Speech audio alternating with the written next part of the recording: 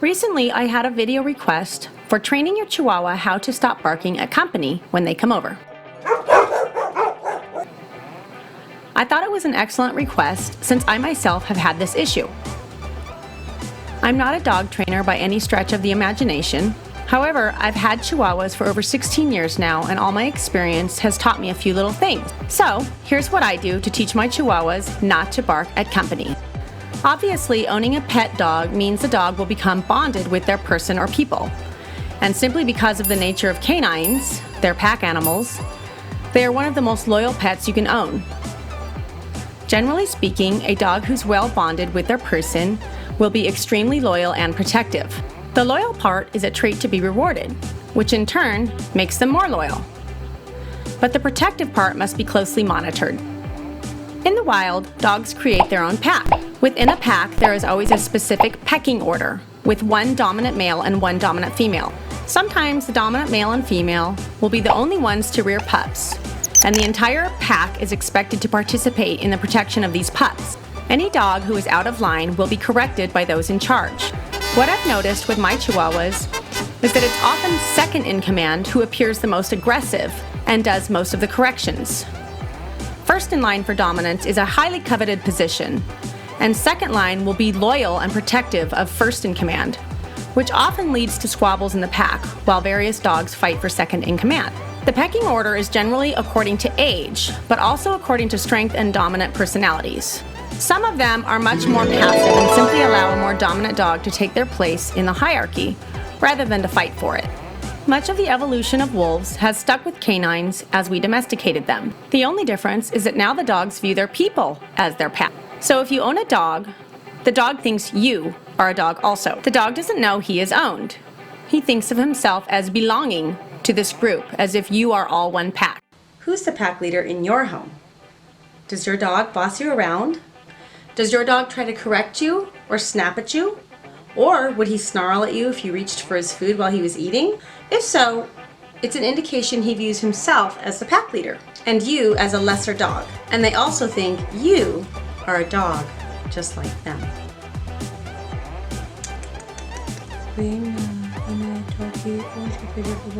Now, if this is a habit that's already been well established in your home, it may be very difficult to break the habit. It will take a lot of time and commitment on the human side.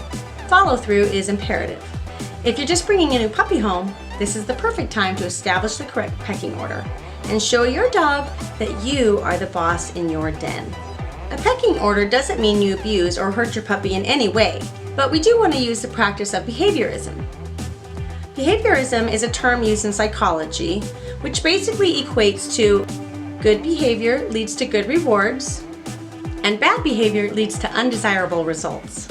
I do not believe in hitting, spanking, or scaring my dogs in any way. In fact, I feel it's very important to establish trust between a human and a dog, and therefore I prefer positive reinforcement. But occasionally there is negative reinforcement that's needed, and this is where we're going to bring in behaviorism. It's very important to make sure your dog does not experience stress and anxiety. Socialized correctly, a Chihuahua will eventually learn to love company just as much as you do. Do you love company? Boys love company. Boys love company. After all, more lap time means more cuddle time to satisfy their life's purpose. But if they've never been held by a stranger, they will never accept one. Please, don't be one of those Chihuahua owners that lets your Chi be the Chihuahua from hell. So here's my recommendations for behaviorism, as it specifically applies to teaching your dog not to bark at company.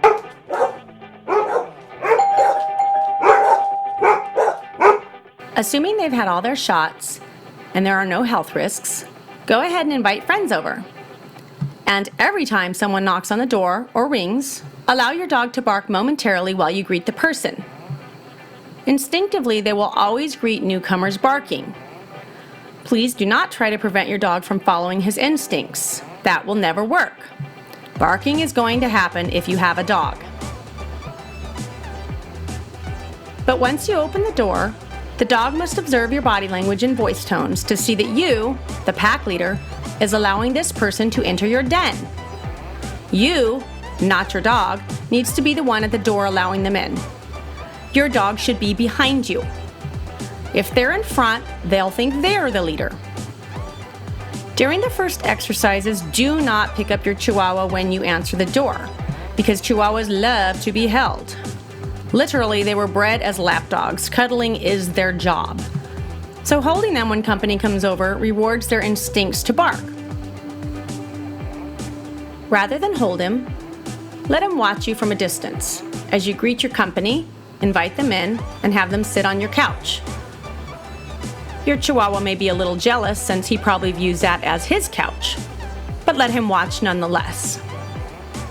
Once he's observed your acceptance of this stranger, let your puppy come over to you.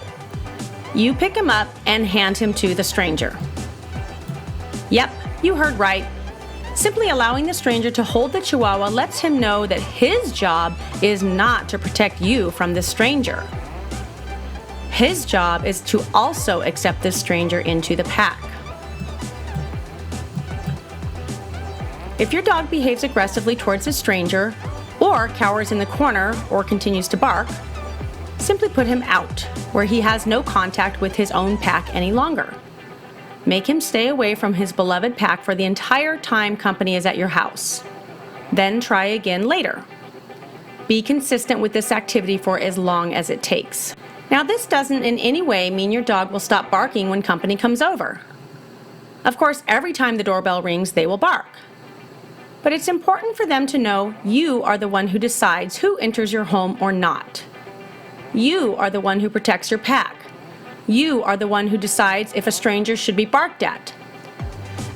Your pooch will never lose his instinct to protect you, and he will pay attention to your body language and follow suit. It's never too late to start working with your Chi, but the best time to get started is when your baby first comes home and meets his new pack family.